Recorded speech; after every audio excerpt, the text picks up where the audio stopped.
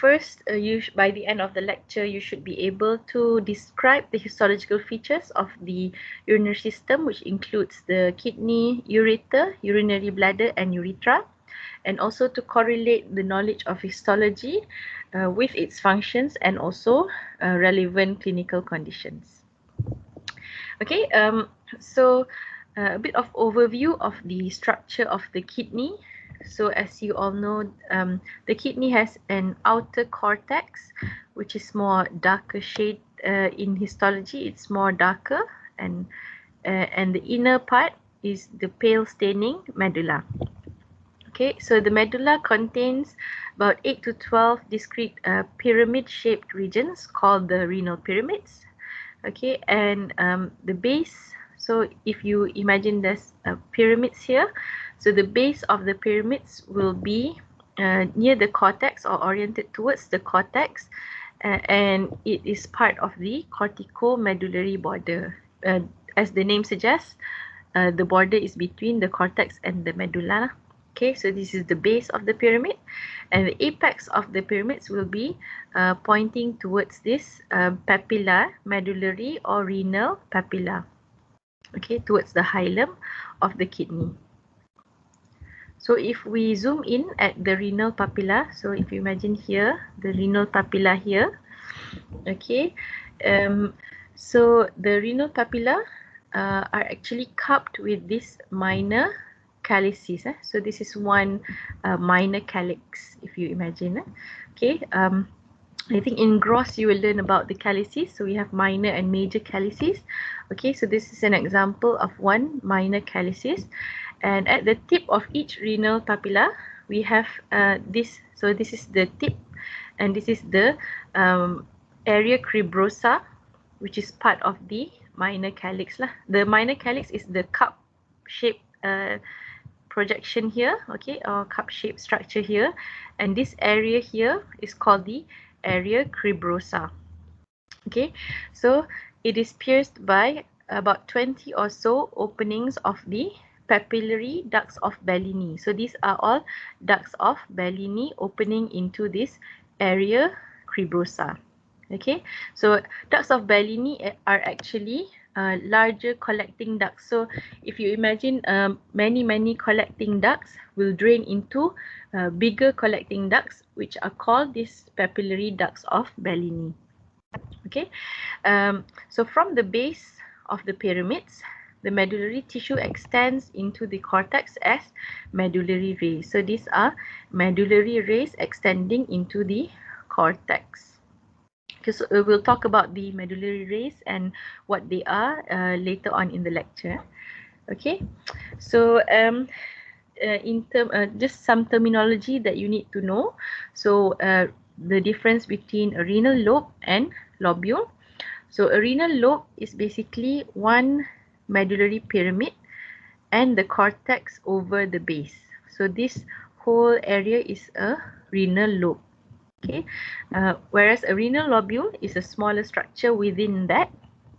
Okay, is a medullary ray with the surrounding cortical tissue, meaning it's part of the lobe lah. Okay, if you take one medullary ray with the cortex here, then that will be the lobule. This whole pyramid with the cortex will be renal lobe. Okay, so just for terms that you need to know lah. Okay, so moving on, let's talk about the uriniferous tubules. What are the tubules involved in urine production and concentration in the kidney?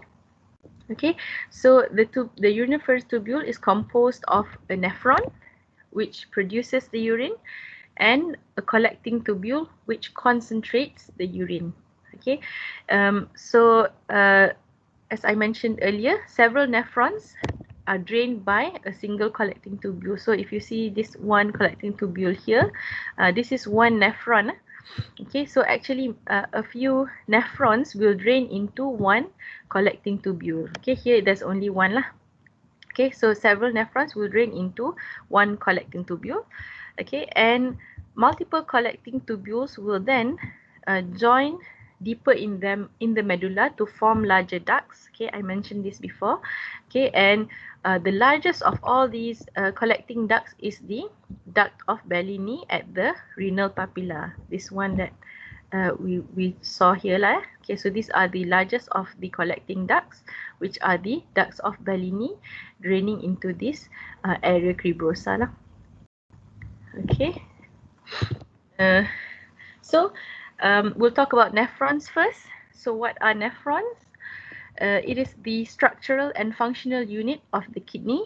It has 4 parts. First is the renal corpuscle here. Okay, so the renal corpuscle is formed by the glomerulus inside and the Bowmans capsule. So this is a renal corpuscle. Okay, and then we have the proximal convoluted tubule.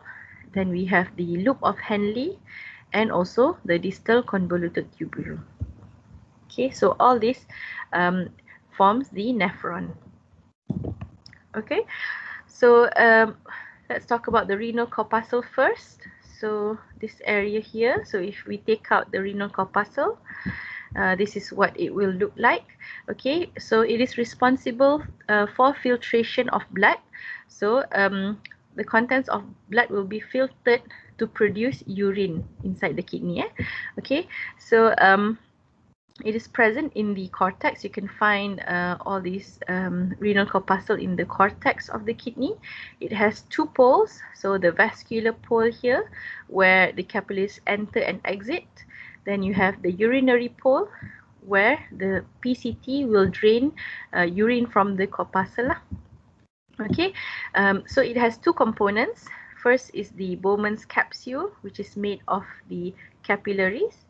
Okay, and then the glomerulus is made of the capillary, and we have the Bowmans capsule outside, like a C-shaped structure here, covering the glomerulus lah. So this is the Bowmans capsule, and inside is the glomerulus.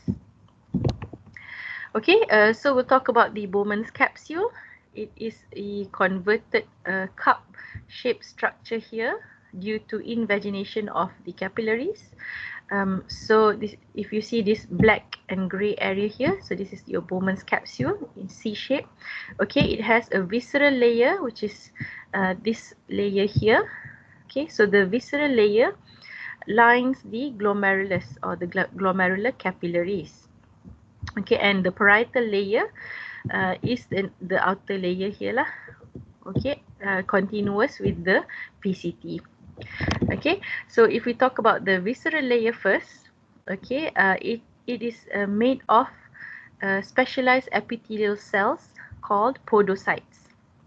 Okay, and the capillaries are separated from the visceral layer of the Bowmans capsule by the basal lamina. We'll talk about the layers in a bit lah. Okay, just to show you where we can find the visceral layer here.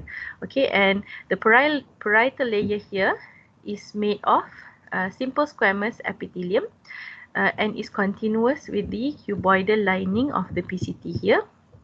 Okay, and the visceral layer becomes continuous with the parietal layer here at the vascular pole. Okay, it changes from the visceral to parietal here. Okay, and the Bowmans capsule, or the capsular space between the visceral and parietal layer is where you can find the space lah, the capsular space or Bowmans space. Okay. So what are the podocytes? The podocytes are the cells of the visceral layer of the Bowmans capsule. Okay, so again, this is the glomerulus here, the capillaries, and then this is the C-shaped Bowmans capsule outside of the glomerulus.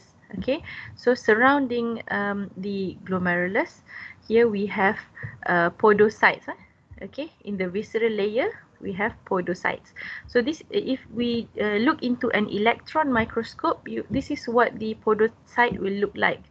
It's a bit eerie. It has tentacles. You can see it has primary processes like going down like this. Okay, and the primary processes then branch into these secondary processes or pedicels. Okay, and they kind of interlace or interdigitate in between each other to cover the whole glomerulus lah. Okay, um, so the body of the podocytes, and this is the processes lah. Okay, actually the podocytes do not come in contact with the body do not come in contact with the basement membrane. Okay, actually the interdigitations form like a filtration slit in between the tentacles here, if you see. Okay, and these are called filtration slits or slit pores. Okay, but they have this red colored slit diaphragm that covers the slit pores lah in between the podocyte interdigitations. Okay, and the basal lamina of the podocytes and endothelium are fused to form a thick glomerular basement membrane here. Okay, so we'll talk about the many layers of filtration in a bit lah. Okay, just to note, at the visceral layer of the Bowmans capsule, we have these podocytes. Okay, and these podocytes have these filtration slits or pores.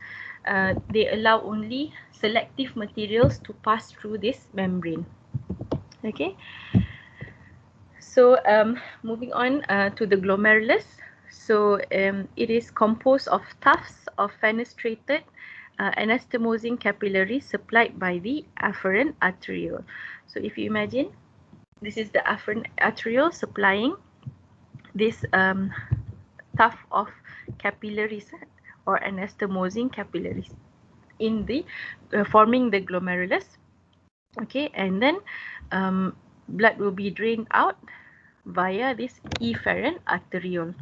Okay, so there must be a pressure gradient to be able to maximize the filtration of blood in this area. Okay, I think in physiology you'll learn more about the gradients and how to calculate and so on lah. Okay, so but just to note, there must be a pressure gradient for maximum filtration to occur here in the glomerulus. So the pressure between afferent and efferent will be different. Okay, so the endothelium of the glomerulus is fenestrated. Okay, and the glomerulus is supported by specialized connective tissue cells called as mesangial cells. So here are example of the mesangial cells. We have two types. We'll talk about it in a bit. Okay, and the podocytes of the visceral layer, you can see these podocytes.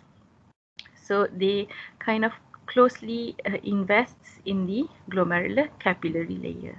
Okay, so if we see here, so these are mesangial cells that support the glomerulus. Okay, so they are specialized cells. The function is mainly for contractile and for phagocytic duty. So they kind of clean the glomerular filter. Okay, so filtration, the filtration of blood from the glomerulus inside the Bowman space is there is a filter. Okay, so the filter is cleaned by these mesangial cells lah. Okay, so along with podocytes and glomerular basement membrane, they also provide physical support to the capillaries of the glomerulus. So that's two types of mesangial cells: extraglomerular. Okay, so as the name suggests, extraglomerular, so they are not within the glomerulus per se. These are called lacis cells located at the vascular pole of the GGA. Okay, so this is the lacis cells here, okay, or extraglomerular mesangial cells. And we also have intraglomerular mesangial cells here, okay, situated within the renal corpuscle. Okay. Okay, so this is the filtration barrier. If you imagine, we have this so this is the capillary inside the glomerulus. Okay, the glomerular capillaries actually have fenestrated endothelium. What does that mean? Basically, they have pores inside the endothelium of the capillaries of the glomerulus. Okay, so they have pores to allow um, fluid through. However, they prevent passage of cellular elements. They only allow plasma through this membrane lah, through this endothelium. Okay, so next to the capillary endothelium, we have the basement membrane or glomerular basement membrane. Okay, so it is more selective. Okay, it prevents passage of greater than 10 nanomoles of size, okay, and negatively charged protein with molecular weight greater than albumin. So basically, protein cannot sieve through or pass through this basement membrane. That's why in patients who have kidney disease, okay, sometimes, for example, nephrotic syndrome or any kidney disease that damages the basement membrane, when you do a urine analysis, you will find protein in the urea. Okay, so positive proteinuria or albuminuria, that means that the basement membrane is damaged lah in the patient. Okay, so another layer is of course the filtration slits, as we mentioned, between the processes of the podocytes. Okay, so there are actually three layers of filtration of blood before they enter the Bowmans capsule as urine lah. Okay, so the first layer here is the capillary endothelium having fenestrations or pores. Then we have the glomerular basement membrane. Okay, so that also acts as a barrier.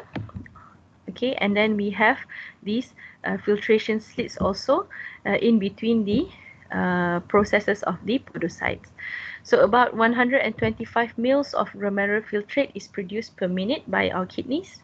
124 mL is reabsorbed by the kidneys. And we produced about 1,500 mL of urine a day. Okay, so this is just showing you the filtration barrier in other forms. Okay, so if you imagine this is the afferent arteriole and this is the glomerulus inside. So this yellow structure will be the podocytes covering the glomerulus. Okay, and if we zoom in into one area here of the glomerulus, part of the capillary in the glomerulus and the podocytes. So this is what you will see. So this is the glomerular capillary with pores, fenestrations. Okay, and surrounding it will be these podocytes lah, with the primary and secondary projections, processes. Okay, so moving on to proximal convoluted tubule. So this starts at the urinary pole. Remember this urinary pole. Where is it? This urinary pole. This is the vascular pole, and this is the urinary pole. So once urine is passed through the glomerulus, it will drain into the Bowmans capsule and PCT or proximal convoluted tubule. Okay, so it is lined by a simple cuboidal epithelium, and the main thing is you can see this brush border. It has a brush border, whereas the DCT does not have brush border. I think it's quite easy to identify the convoluted tubules in histology. However, you just need to distinguish between DCT and PCT, the proximal and distal convoluted tubule. So I've put a note here. So fewer nuclei is seen and the cell boundaries are indistinct in proximal convoluted tubule as compared to the distal convoluted tubule. I think tomorrow we will, tomorrow. So during the practical we will identify the difference lah between DCT and PCT.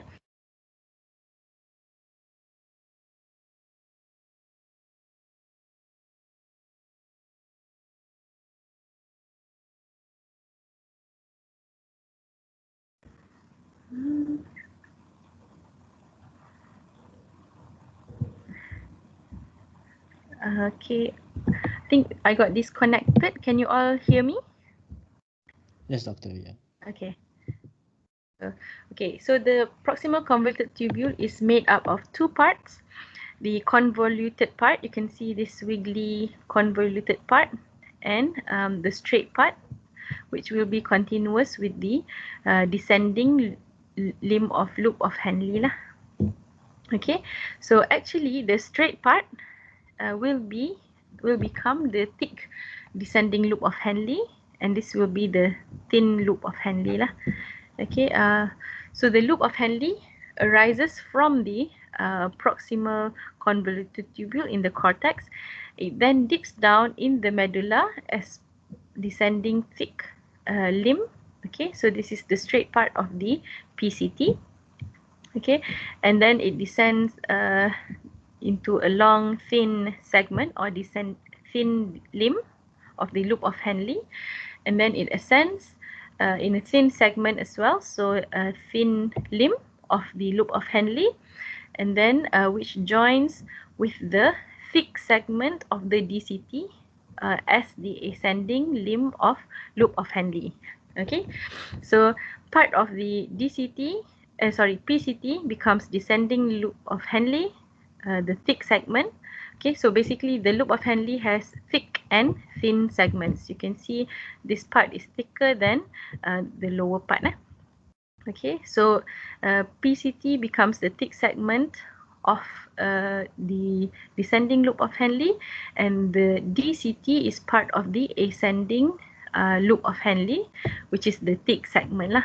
Okay, so this whole thing is the loop of henle. Okay, which then joins with the distal tubule. Okay, so if we look at the thin part of the loop of henle, or the thin tubule of the loop of henle, it is quite distinct compared to the other parts because it is made of squamous epithelial cells. You can see, for example, here very thin layer of epithelium. The epithelium is very thin, that the nuclei looks like it is bulging inside the lumen. You can see the bigger nuclei as compared to the epithelium. The epithelium is just like one line thick, and the nuclei is quite big lah. It looks like it's bulging into the lumen. Okay, so if you see this type of structures, then you know it is the thin segment of lobe of henle. Okay, so they can also be distinguished by capillaries, as their epithelium is slightly thicker and their nuclear stain is less dense in the capillaries. Okay, and the lumina, in the thin loop of henle, you don't see any blood cells lah. Okay, so here, for example, the vasa recta, you can see the dots here, which are the blood cells. These are vasa recta. Okay, so in the loop of henle, you cannot see any blood cells lah inside. Here you can see this is a capillary, because you can see the blood cells inside capillary. Okay, so if you see the blood cells, then it is not the thin loop of henle, but rather the vasa recta with blood cells. Okay, so they are also closely associated with the capillary loops of vasa recta, which play an important role in maintaining the osmotic gradient of the medulla. Okay, so you can find the vasa recta in between lah, the thin loops of henle. Okay, so moving on to the distal convoluted tubule, it has three regions. The pars recta, also known as the ascending thick limb of henle's loop or loop of henle. Okay, then we have the macula densa.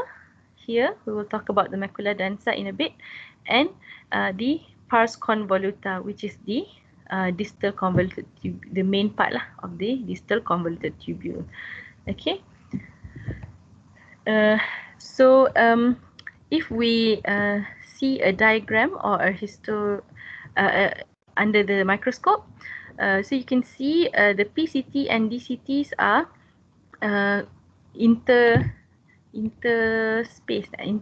they are quite close to each other because a lot of nephrons are next to each other. Okay, so how do you differentiate between a PCT and DCT? Okay, I think I mentioned in the PCT slide before. So the in a proximal convoluted tubule, you can see first the brush border. Okay, so the distal convoluted tubule will not have any brush border, and the PCT will have this brush border. Okay, and they are also lined by simple cuboidal epithelium in the DCT. Okay, so the function is mainly for reabsorption of sodium and secretion of hydrogen or potassium, and it helps to maintain acid-base balance in the bodily fluids. Okay, so let's talk about the macula densa, which is a part of the distal convoluted tubule. Okay, so as the ascending thick limb of henle passes near its own renal corpuscle, it lies between the afferent and efferent glomerular arterioles. So if you imagine, this is the glomerulus, and this is the part where the ascending loop of henle passes through its own renal corpuscle. It passes through before continuing as the distal convoluted tubule. So here, these cells in this area will be different, forming this area called the macula densa. Okay, so this macula densa has taller shaped cells here, and the nucleus will appear much closer to each other lah, because they are tall and slim as compared to the other parts of the tubule. So if you see here, this is a glomerulus, and this is the Bowmans capsule.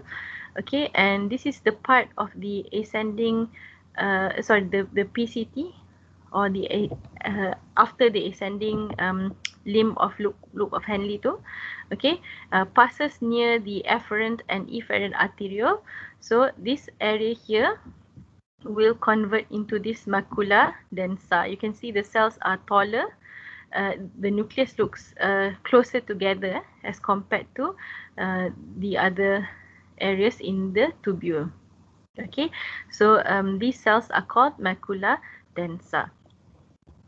Okay, we'll talk about the function in a bit when we talk about the juxtaglomerular apparatus. Okay, so continuing from the distal convoluted tubule, we have the collecting duct or collecting tubule. So it is lined by simple cuboidal epithelial cells with clear cytoplasm. The epithelium becomes increasingly taller until it merges with the columnar cells of the collecting duct. As the collecting tubules enter the medulla, they are joined together by other tubules, and they form the larger ducts of Bellini. Okay, and the collecting tubules are about 20 millimeters long, and they have 3 recognized regions. So they are found in the if it's found in the area found in the cortex, is called the cortical region. Found in the medulla, it's called medullary region, and the confluence of many tubules is called the papillary ducts. Papillary ducts example is the duct of Bellini which is the largest one. Okay, so if we see here, so this is the cortical part found in the cortex. This is the medullary part, and the larger ones down here will be the ducts of Bellini Okay, the confluence of many collecting tubules. Okay, you can see the lining of the ducts are lined by tall columnar principal cells. Just tall columnar cells. Okay, so I mentioned about this calyx. Okay, so basically the collecting tubules of Bellini or papillary ducts will drain into this minor calyx. Okay, this area here is the area of cribrosa or area cribrosa within the whole minor calyx lah. So this whole structure is the minor calyx. Okay, and this is the area cribrosa, where all the papillary ducts or ducts of Bellini converge lah and open into this area cribrosa. Okay, if we zoom in, this is what it looks like lah, the ducts exiting at this area cribrosa. Okay, so just a bit on this juxtaglomerular apparatus or JGA. Okay, it is involved with blood pressure regulation, and it has three components. Remember the mesangial cells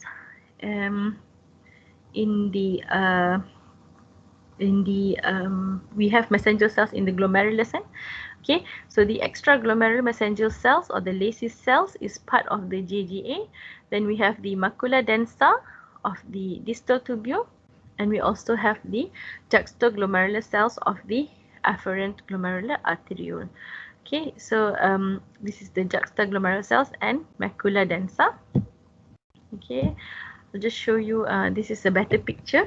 Okay, so if you imagine this is the afferent arteriole going into the glomerulus, and this is the efferent arteriole. Okay, and these are your juxtaglomerular cells found.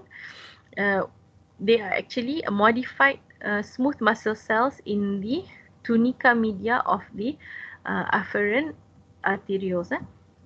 So they are found in the arterial wall. Okay, and they are innervated by sympathetic nerve fibers. They contain specific granules with the enzyme renin. So they produce renin in the renin-angiotensin system, aldosterone system. Okay, they are also mechanoreceptors that are sensitive to blood pressure. So they detect blood pressure change in the afferent arteriole. Okay, then part of the JGA is also the macula densa. So if we see in this picture here, this is the macula densa.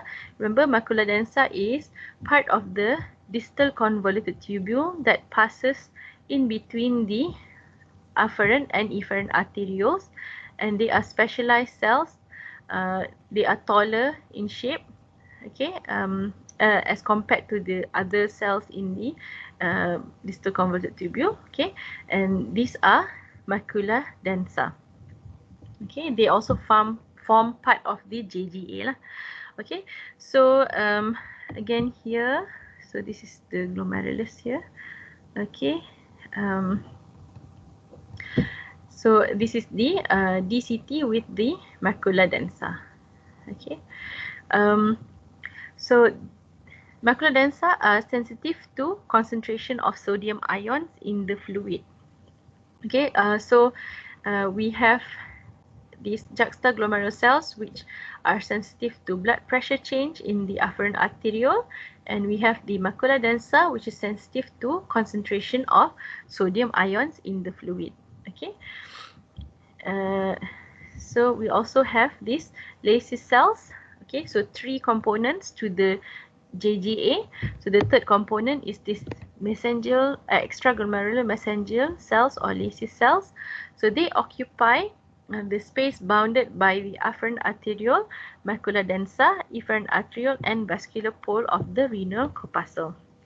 Okay, so their function is still not fully understood, but there is a suggestion that it might have something to do with production of protein, the erythropoietin or EPO.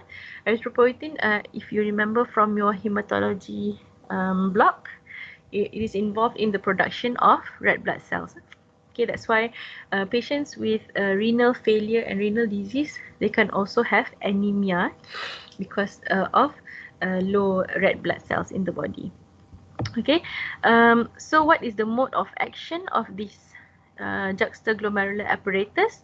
So if someone has low blood pressure, this will stimulate the juxtaglomerular cells directly, and this will then they will then produce renin. Okay, renin will go through the renin-angiotensin aldosterone system lah to then increase the blood pressure and so on lah. Okay, so if there is low blood pressure, then there will be low filtration rate in the glomerulus. Okay, and this will decrease because there's less filtration, so less sodium ions, of course, in the fluid. So this will be detected by the macula densa, and again, this will they will stimulate the JG cells to produce renin. Okay, so these two areas will detect the low blood pressure and help and send signals for renin to be released lah. Okay, then you learn in the pathway in more detail in physiology, but just as a rough idea as to what is the function of the different cells in the apparatus. Okay, so moving on to the renal cortex. Okay, so you can see here. Okay, if we look at this picture here first. Okay, so this is your nephron draining into one collecting duct or collecting tubule. Okay, and then this is another nephron draining into the same collecting duct, if you see. Okay, so if we take the cortex, okay, what are the structures that can be found? So we can find a renal corpuscle, which includes the Bowmans Capsule and also the glomerulus. Then we can also find the proximal convoluted tubules and distal convoluted tubules, and also medullary rays, which consists of collecting duct and parts of the loop of henle lah. Okay, so if we see here, these lines are the medullary rays. Okay, and then we can see the rounded shape purplish colored structures, so those will be your glomerulus with the Bowmans capsule outside lah. Okay, I think we'll see the slides tomorrow in more detail. Okay, but just a rough idea of what the cortex will look like lah. Okay, if you see a renal corpuscle like this one, you know you're looking at the cortex because you cannot find a renal corpuscle in the medulla. Okay, so in contrast to the medulla, you only find collecting tubules and also loop of henle. Okay, and also vasa recta, which is blood vessels lah. Okay, so if we see here, these are the collecting ducts. Okay, and these are loop of henle. Okay, and then here is a cross section where you can see collecting tubules, loop of henle, which is thinner, and we have vasa recta also, or blood vessels in between lah. Okay, again tomorrow we will look at it in more detail.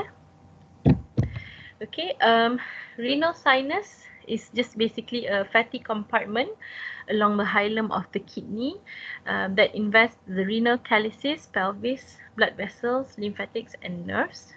Okay, and not much to talk about, but if you see a fatty area in the slide, then you know it is the renal sinus lah. Okay. And then we have the interstitium. Again, not much to talk about, but just for you to note that there are interstitial cells in between the structures in the urinary in the kidney. Okay. So okay, moving on to ureters. Okay, so this is the tube that delivers urine from the kidneys to the bladder. The lumen is stellate shaped. Okay, I think this is kind of a giveaway for you during OSPE or VIQ. If you see a stellate shaped lumen, then you know it's the ureter lah. Okay, or the appendix. Usually, if it's if we say it is the urinary system, then you know it's the ureter. If it has the stellate shaped appearance. So if you see a stellate shaped appearance and it's a GIT, then you know it must be the appendix lah. Okay, so the lumen is thrown into stellate shape, and it consists of 3 layers. So the mucosa, the muscularis mucosa, and also fibrous connective tissue. Okay, so here this area in purple will be the epithelium, which is the urothelium or transitional epithelium, and this here would be the lamina propria, okay, and the darker pink staining will be the muscularis layer, adventitia on the outside. Similarly here, this is another view. Okay, so this is transitional epithelium. Then we have the lamina propria, muscularis, and adventitia. Okay, so the muscular coat of the ureter has a few layers of smooth muscle. So in the proximal 2/3 of the ureter. So if you imagine the long ureter, so the upper 2/3 of the ureter has two layers, an inner longitudinal layer and outer circular layer of muscle, whereas the lower 1/3 of the ureter going into the bladder has three layers in the muscular coat. It has an outer longitudinal, middle circular, and inner longitudinal layer. Okay, so if we do a cross section of the ureter at different parts of the length of the ureter, then you might find the muscular coat a bit different lah in these two parts. Okay. So the outer layer is adventitia. Okay, you can see here again. So this is the purple part will be your transitional epithelium or urothelium, and then we have this lamina propria. Then we have the muscular part and also adventitia. Okay, so the adventitia contains blood vessels, lymph and nerves. Okay, and as the ureters pierce the posterior aspect of the base of the bladder, a valve-like flap of mucosa hangs over each ureteric orifice, preventing regurgitation of urine from the bladder back into the ureters. Basically, there is a valve, okay, when the ureter enters the bladder. So it prevents regurgitation or backflow of urine from the bladder into the ureter. Okay, this is quite important because sometimes if you have a urine infection in the bladder, sometimes it can cause go up to your kidney if the valve is incompetent. Okay, so that's why we need the valve to prevent backflow of urine from the bladder into ureter and into the kidney lah. Okay, backflow is prevented by this valve. Okay. Okay, moving on to the bladder. Okay, not much to say actually. I think the bladder is for storing just for storing urine, and basically that's why we have the urothelium. Okay, so I think that's the main thing. You need to know what is a urothelium, what the function is. Okay, okay, so here if you see the layers, this is the urothelium, this is the lamina propria, this is muscularis layer, so these are muscles, and in between we have the serosa or adventitia. Okay, so the mucosa of the bladder is arranged in folds when it is empty. Okay, and when the urine is full inside the bladder, it becomes distended or flat. The mucosa will be flat lah. Okay. However, the mucosa of the trigone area is always smooth and does not fold. Okay, so the urothelium or transitional epithelium of the mucosa has three layers of cells. Okay, we have the basal cells here near the lamina propria. Okay, and then we have intermediate cells or polyhedral cells, which are composed of many layers. Okay, and then they kind of become dome-shaped when they, or umbrella cells or dome-shaped cells as they reach the surface. Okay, so and sometimes the dome-shaped cells or umbrella cells have two nucleus or binuclei. Okay, and these umbrella cells or dome-shaped cells are important because they are the cells that become stretched and flattened when the bladder is distended. Okay, so they change their shape when the bladder distends. Okay, and also these dome-shaped cells have thickened plasma membrane. The plasma membrane of the cells are thickened, or we call it plasma lemma, thickened plasma lemma, which acts as a barrier, osmotic barrier of the urothelium, so that it is impermeable to water and salt. So urine inside the bladder will not pass through this urothelium. Okay, so just to show you the difference, this is an empty bladder, so it has many folds. Okay, and it is called transitional epithelium because it can change shape from folds and into flattened shape epithelium. Okay, I think this is a nicer picture. So when the bladder is relaxed or it does not have many urine, it will be it will have apa tu? It will be folded lah. Okay, and then the epithelium, you can see the dome-shaped cells on top. Okay, and these dome-shaped cells will become square or flattened once the bladder is full. Okay, so this is why it is called urothelium or transitional epithelium, because it can change the shape from dome shape to flattened or square shape. Okay, so moving on to the lamina propria of the bladder, it is divided into two layers. Okay, a more superficial, dense, irregular connective tissue layer and a deeper, looser layer of connective tissue, which also have elastic fibers. Okay, the lamina propria contains no glands except at the region near the urethra. Okay, there you can find some mucosal glands lah.